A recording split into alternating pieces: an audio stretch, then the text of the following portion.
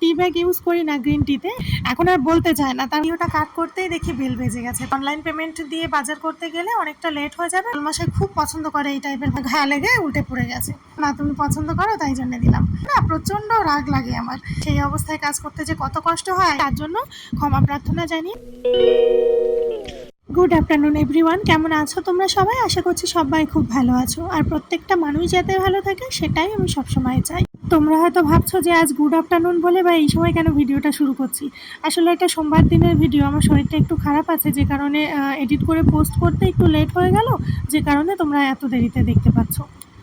সোমবার দিন সকাল থেকে দুপুর পর্যন্ত কি করেছি সেই ভিডিওটা কিন্তু আমি ফেসবুকে পোস্ট করেছি। ফেসবুক আর ইনস্টাগ্রাম, ইউটিউব সবটাই আমার এই সেম নামে আছে, গুজরাটি ব্লগার সুমি। তো আমার ডেসক্রিপশন বক্সে ফেসবুক পেজের লিঙ্ক দেওয়া আছে, তোমরা ওই লিঙ্কে ক্লিক করলে আমার পেজ পেয়ে যাবে, আর ওখানেই কিন্তু সোমবারের দিনের প্রথম ভিডিওটা দেখে নিতে পারবে। দুপুরে খাওয়া দাওয়ার পরে ওই হলুদ প্লেটটাই আমি আম কেটে ঘরে নিয়ে গিয়েছিলাম, আর আমটা খেয়ে প্লেটটা আর কিচেনে রাখতে আসিনি, পাশেই রেখেছিলাম। আর একটু ঘুম পেয়েছিল, ঘুমিয়ে গেছিলাম আর কি। তো ঘুম থেকে উঠে আর কি প্লেটটা নিয়ে কিচেনে চলে আসলাম আর বানিয়ে নিলাম একটু গ্রিন টি। আমি টি ব্যাগ ইউজ করি না গ্রিন টিতে, লিপটন ব্র্যান্ডের যে কাঁচা পাতা শুকিয়ে বিক্রি হয়, তো ওই প্যাকেটটাই আমি খাই। আর সেটাই বানিয়ে নিয়ে ব্যালকানিতে বসে একটু খাচ্ছিলাম। আর তোমরা দেখতে পেলে আজকের ওয়েদারটা কত খারাপ, সকাল থেকে বৃষ্টি হচ্ছে।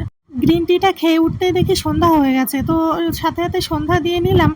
আর সন্ধ্যা দিয়েই আর কি আজকে না তাড়াতাড়ি পুজোও করে নিতে হবে, কারণ বাজারে যেতে হবে। রবিবার সোমবার মানেই আমাদের বাজারের দিন, সপ্তাহের বাজার যেহেতু করে রাখি। আর আমি সাথে যাই এই কারণে, মণ্ডল মশাই বাজারে গেলে কি করে, ও দাম বেশি দিয়ে জিনিস কিনে নিয়ে আসে। যেহেতু আমি বাড়ি আসলে দামগুলো জিজ্ঞাসা করি, ওই জন্য ও বলে।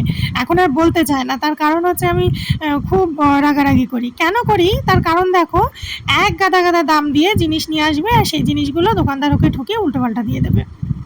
তো সেই জন্য এখন মাঝে মধ্যে সময় সুযোগ থাকলে আমি যাই বা যাওয়ার চেষ্টা করি। তো সন্ধ্যা দিয়ে উঠেই তোমরা এখন ভিডিওতে দেখছো, এটা হচ্ছে পুজো করছি।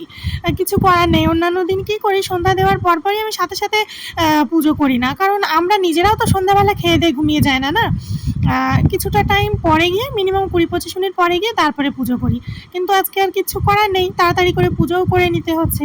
আর আজ সন্ধ্যাবেলা অষ্টোত্তর শতনামটা পাঠও করতে পারলাম না, কারণ টাইম হয়ে গেছে। আর ওদিকে ও চলে আসলেই খুব রাগারাগি করবে যদি লেট হয়ে যায়, কারণ যাবো সিলভাসা মার্কেটে, আর সেটা আমাদের বাড়ি থেকে বেশ খানিকটা দূর, একটু টাইমও লাগে। আর পুজো করে উঠে না কিছুটা সময় আমি ভগবানকে সেবা করার জন্য আলাদা রাখি, আর আমি গিয়ে ব্যালকানিতে দাঁড়াই অন্যান্য দিন।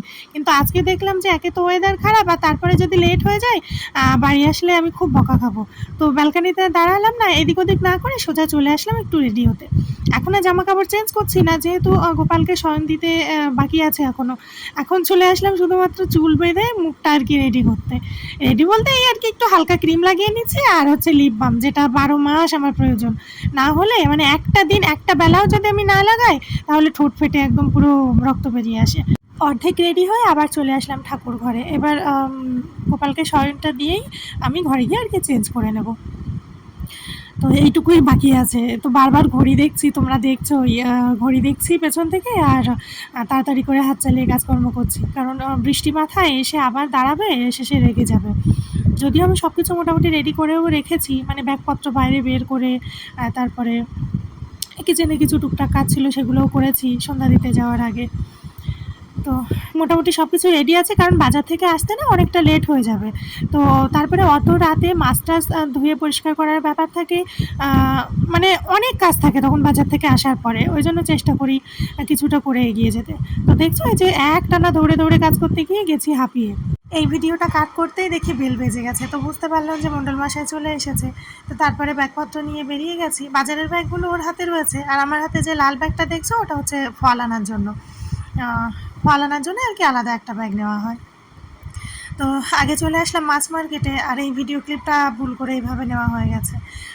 মাছ মার্কেটে বলতে মানে সবজি মার্কেটে যাওয়ার আগে মাছের বাজারটাই আগে পড়ে, তো ওখান থেকে মাছও নেওয়া হয়ে গেছে। এবার সবজি মার্কেটে যেতে যেতেই বলছে যে আজকে ক্যাশ নেই, আর অনলাইন পেমেন্ট দিয়ে বাজার করতে গেলে অনেকটা লেট হয়ে যাবে, বৃষ্টি মাথায় ভিজেও যাব। তো তুমি একটু দাঁড়াও, আমি এটিএম থেকে আসি। তো ও গেছিলো এটিএমে, আর আমি রাস্তার একটা সাইডে আর কি দাঁড়িয়েছিলাম। হালকা ভিজে ভিজে বাজার তো করলাম, আর এখন বাজে রাত 10:30। বাড়ি চলে এসেছি, আর এখন মাছগুলো ধুয়ে পরিষ্কার করে আমি আমার মতো মানে গুনে গুনে প্যাকেটে ভরে রাখবো। এর ফলে কি হয়, প্রত্যেক দিন রান্নার সময় একটা করে প্যাকেট বার করে ভিজিয়ে রাখলে কোনো আর ঝামেলা থাকে না। আর এখন যদি অপরিষ্কার অবস্থায় ফ্রিজে রাখি, সেটা তো একদমই ঠিক না। এর ফলে ফ্রিজ দুর্গন্ধও হবে, ময়লা হবে, আর পরে গিয়ে কাজ আমার আরও বেড়ে যাবে। অনেক রাত হয়ে গেছে, রান্নাবান্না খাওয়া দাওয়া সবই বাকি, তারপরেও এখন না করলে তো হবে না। আর অনেকটা সময়ও লাগে, যেহেতু একবারে অনেকটা মাছ একটা একটা করে ধুয়ে পরিষ্কার করে জল ঝরিয়ে সব প্যাকেটে ভরবো। তো আজকে মাছ নেওয়া হয়েছে, রুই মাছ আর মাছের ডিম। মাছের ডিমের বড়া ভেজে খেতে আমার খুবই ভালো লাগে। তোমরা কারা কারা মাছের ডিমের বড়া খেতে পছন্দ করো অবশ্যই কমেন্ট করে জানিও। আর এই যে মাথা দুটো দেখলে না, ওটা হচ্ছে মাঝখান থেকে যে কানকো থাকে লাল, সেটা, আর পাশে মাছও থাকে তার সাথে জোড়া লাগানো, সেগুলো সব কেটে কোন ফাঁকে আর কি ফেলে দিয়েছে। আমরা কিন্তু বেশিরভাগ দিনই এই দোকান থেকেই মাছ নিই, যে দোকান থেকে আনা হয়েছে। উনি জানে, তারপরেও যে কোন ফাঁকে করেছে আমরা তাকিয়েছিলাম, বুঝতে পারিনি। একদম পুরো খালি হয়ে গেছে মাথা দুটো দেখতে। আর খেতে কেমন লাগে বলো? তো সেটাই আর কি ওকে দেখাচ্ছিলাম। তোমরা হয়তো ঘেন্না পাও কিনা জানি না, যে মাছের কানকো নিয়ে আবার এরকম বললাম বলে। কারণ বড় মাছের মাথার যে কানকো ধুয়ে পরিষ্কার করে রান্না করলে আমরা কিন্তু বড় মাছের মাথা থেকে খাই। আর ছোটো ছোটো যে মাছগুলো, বা যে মাছের মাথা থেকে ফেলে দেওয়া উচিত বা দিতে হয়, যেগুলো জানি সেগুলো কিন্তু সত্যি ফেলে দেওয়া হয়, কিন্তু বড় মাছের মাথা থেকে আমরা ওগুলো রাখি। তো তারপরে মাছগুলো প্যাকেটে ভরে, এই যে মাছের ডিমটাও বেশ ধুয়ে পরিষ্কার করে তারপর আর কি এগুলো রেখে দিলাম, ফ্রিজে রেখে আসলাম। আর এখন রাতে ওপাশে বসালাম তো ভাত। এই রাতে আর রুটি করবো কি, এখন গরম গরম ভাত, মাছ ভাজা, পটল ভাজা আর একটু মাছের ডিম ভাজা করলে হয়ে যাবে। যদিও আমিও ভাজাভুজি দিয়ে খেতে অতটা ভালো পারি না, তবুও একার জন্য আর কি ঝামেলা করবো। মণ্ডলমশাই খুব পছন্দ করে এই টাইপের ভাজাভুজি দিয়ে গরম গরম ভাত। তো দেখেছো, রাত হয়ে গেছে বললাম না অনেক। তো তাড়াহুড়োতে কাজ করতে গেলে কি হয়, একটু আগে দেখলে তোমরা কড়াইটা ওই সাইডে আমার হাতেই ঘা লেগে উল্টে পড়ে গেছে। কি করব, আমার একার হয় কিনা শুধু জানি না, মানে তোমাদের কার কার হয় বলো অবশ্যই কমেন্ট করে। মানে বেশি তাড়াহুড়োতে কাজ করতে গেলে কাজ আরও দ্বিগুণ বেড়ে যায়, হাত থেকে পড়বে, ভাঙবে, ময়লা হবে, উল্টো পাল্টা হয়ে যায়, এদিক থেকে ওদিক হয়ে যায় আরও। কিছু করার নেই, তারপরেও সব কিছু করলাম। এই যে মাছ, ওই যে পেটি নিয়েছি দুটো, রাতে আর কি বা করবো, 3 রকম তো হয়েই গেল। মাছের ডিম, একটু দুটো মাছের পেটি ভেজেছি, তারপরে একটু পটল ভাজা করেছি, আর এদিকে ভাতও হয়ে গেছে, সব কিছু কমপ্লিট। এখন বসলাম খেতে। আর ওই যে দেখলে মণ্ডলমশাই আমার ভাতে কী দিয়েছে বলো তো? ওটা হচ্ছে মাছের ডিম। আমিও নিয়েছি, ওকেও কিন্তু দিয়েছি সমান সমান। মাছের ডিমের অত কম বেশি নেই, আমি খুব পছন্দ করি এই জিনিসটা খেতে। তো দেখো, তারপরে আবার আমার থালায় উঠিয়ে দিল কিছুটা। তো আমি বললাম কি, তুমি কি ক্যামেরা চালু আছে বলে দিলে নাকি? তো বলছে না না, তুমি পছন্দ করো তাই জন্যে দিলাম। তো এই যে আমরা খাওয়া দাওয়া করছি আর একটু গল্প করছি।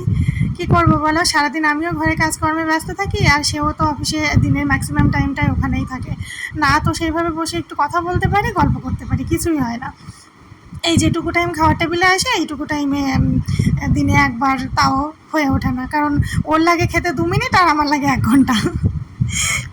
হাসির কথায়, কারণ ওর সত্যি 1-2 মিনিটে হয়ে যায়, আমার অনেক টাইম লেগে যায় খেতে, সে যেটুকুই খায় না কেন। তো দেখো, তারপরে খাওয়া দাওয়া সেরে এখন থালা বাসনগুলো ধুয়ে পরিষ্কার করে নিচ্ছি, কিচেন টিচেন ক্লিন করে একদম টিপটপ করে রাখবো। নাহলে একদম তো জানোই তোমরা, সকালবেলা ঘুম চোখে আমার একদম চোখ খুলতেই এসে দেখি আমি কিচেনে দাঁড়িয়ে। তো সেই অবস্থায় অপরিষ্কার ময়লা কিচেন দেখলে না প্রচণ্ড রাগ লাগে আমার। মানে আমার কিচেন আমি অপরিষ্কার রেখেছি, আমার নিজের প্রতি নিজেরই রাগ লাগে। তাহলে শোনো একটু, কি করব, মানে অসহ্য লাগে যে ঘুম থেকে উঠে এরকম একটা জিনিস দেখবো। তো সেজন্য যতই রাত হোক, যতই কষ্ট হোক, আমি সব কিছু পরিষ্কার পরিচ্ছন্ন একদম পুরো জল ঢেলে ভিমবার দিয়ে ডলে ঘষে মেজে সুন্দর করে টিপটপ করে রাখি। আর সেটাই করব এখন। থালা বাসনগুলো ধুয়ে নিয়ে তোমাদের সাথে শেয়ার করলাম না, সব কিছু করে আমি এখন চলে আসলাম ফ্রেশ হতে। প্রচুর গরম লেগে গেছে আর ঘেমেও গেছি, ফ্রেশ তো হতেই হবে। এখন মুখটা ধুয়ে নিচ্ছি, আর হাতটা ভালো করে সব ধুয়ে মানে ফ্রেশ হয়ে নেব। স্নান করলে ভালো হতো, তো একে তো একটু ভেজা পড়েছে, ওই জন্য আর করলাম না, যে না শরীর খারাপ করে গেলে একদম মুশকিল হয়ে যাবে। সেই অবস্থায় কাজ করতে যে কত কষ্ট হয়, যাদের এরকম মানে বাইরে থাকে, সংসারে একটা এক্সট্রা প্রাণী নেই, তো আমার মনে হয় তারা খুব ভালোই বুঝতে পারে। ফ্রেশ হয়ে এখন চলে আসলাম ঠাকুর ঘরে। তো তোমরা অনেকেই হয়তো ভাবতে পারো এত রাত্রে আমি ঠাকুর ঘরে কী করছি। যারা প্রথম থেকেই আমায় দেখছো তারা নিশ্চয়ই জানো যে আমি ঠাকুরকে রাতে ঘুমানোর আগে প্রণাম করে ঘুমাই। প্রত্যেকটা ঠাকুরকে আলাদা আলাদা প্রণাম মন্ত্রে প্রণাম করি, তারপর সারাদিনে আমি যে ভুল অন্যায় করেছি তার জন্য ক্ষমা প্রার্থনা জানিয়ে তারপর আর কি ঘুমাতে আসি। তো সব কিছু কমপ্লিট করে আর এখন দেখো কটা বাজে, তারপরেও এখনও কিছু কমপ্লিট হয়নি। এখন চলে আসলাম মুখে একটু ক্রিম লাগিয়ে, ঠোঁটে একটু লিপ বাম লাগিয়ে নেবো, ব্যাস কমপ্লিট। তো আজকের ভিডিওটা এখানে এন্ড করছি। কেমন লাগলো তোমাদের অবশ্যই কমেন্ট করে জানিও। ভালো লাগলে কিন্তু অবশ্যই লাইক করে দিও। দেখা হচ্ছে নেক্সট একটা সুন্দর ভিডিওর সাথে। ততক্ষণ পর্যন্ত তোমরা সবাই খুব ভালো থেকো, সুস্থ থেকো। Good night, tata.